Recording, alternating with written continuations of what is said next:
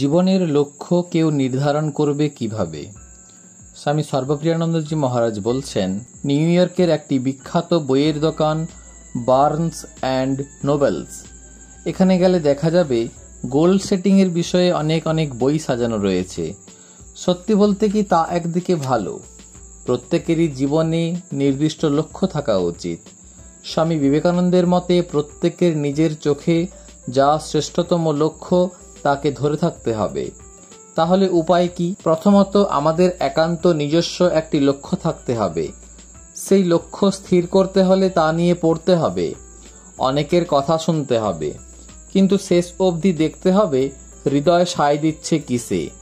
ইচ্ছে তো অনেক কিছুই করে, আমি মানুষের ভালো করতে চাই, আমি ওই বিস্কুটটি খেতে চাই, ওই পার্কিং স্পটটি তোমায় না দিয়ে নিজে পেতে চাই, এই সবই বেশ মনে ধরে। বিবেকানন্দের মতে এ সব কিছুর মধ্যে শ্রেষ্ঠতম উচ্চতম কোনটি, সেটিকেই ধরো। আমরা প্রায়ই দেখি এই লক্ষ্য পূরণের সঙ্গে অন্য মানুষেরাও জড়িয়ে আছে। সাধারণত এগুলি কেবলমাত্র কোনো একক ব্যক্তি মানুষের সীমাবদ্ধ থাকে না। তবে উচ্চ আদর্শের লক্ষ্যকে যে শুধুমাত্র সমাজসেবামূলক হতে হবে এমন কিন্তু নয়, তা শিল্প বা বিজ্ঞান চর্চাও হতে পারে। তবে লক্ষ্য একটি থাকা উচিত। ধরা যাক একজন বাইরে গিয়ে ট্যাক্সি নিল, চালক জিজ্ঞাসা করলো কোথায় যাবেন, সে কি বলবে এমনিই চালান গাড়িটা দেখি? তা নিশ্চয়ই বলবে না।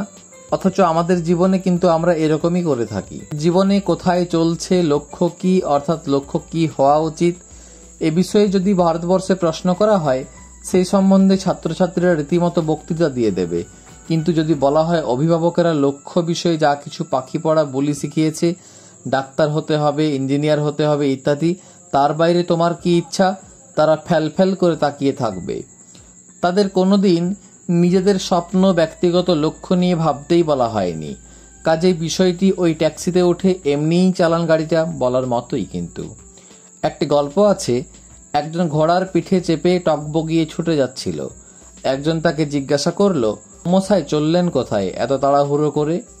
উত্তর এলো, আমি কি জানি, ঘোড়াটাকে জিজ্ঞাসা করো। আমাদের জীবন ওই ঘোড়াটির মতো।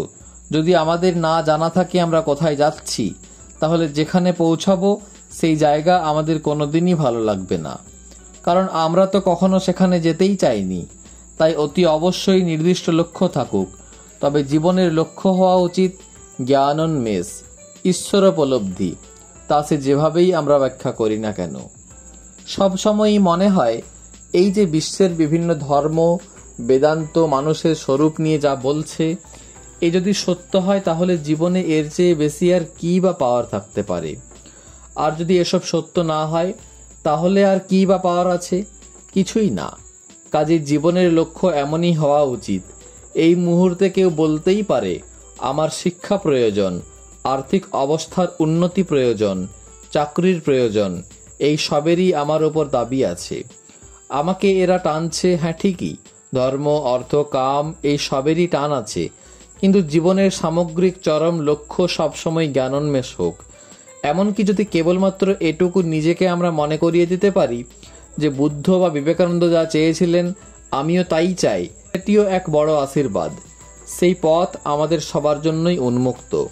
মনীষীরা এই পথই চেয়েছিলেন এবং বলেছিলেন এটি মানবতা। স্বামী বিবেকানন্দ বলছেন, জীবনের লক্ষ্য হলো আমাদের অন্তর্নিহিত দেবত্বকে প্রকাশ করা। এটি সহজ ও প্রত্যক্ষ। এটি কেবলমাত্র ধর্মের লক্ষ্য নয়। ধর্ম হলো সেখানে পৌঁছানোর পথ। জানি বা না জানি আমরা সেই উদ্দেশ্যেই চলেছি। যখন বলি আমি সুখে থাকতে চাই, আমি পূর্ণতা পেতে চাই, আমি সফল হতে চাই, তখন আমরা আসলে কি চাইছি? জ্ঞানোন্মেষ। তো দুইয়ের মধ্যেকার যোগাযোগ এখনো চোখে পড়ছে না। যদি চোখে পড়ে তাহলে আমরা অধ্যাত্ম সন্ধানী। চোখে না পড়লে শুধুমাত্র বেঁচে আছি, জীবনটা কাটিয়ে দিচ্ছি, এই আর কি। এই কারণে শ্রী অরবিন্দ বলছেন, জীবন নিজেই যোগ। সত্যিই যদি গভীরভাবে জীবনকে জানা যায়, যদি দেখা যায় ব্যক্তিগত জীবনে কি ঘটছে এবং সভ্যতা কিভাবে এগোচ্ছে, তাহলে বোঝা যাবে জীবনই যোগ, একটি বিশাল মহাজাগতিক যোগ।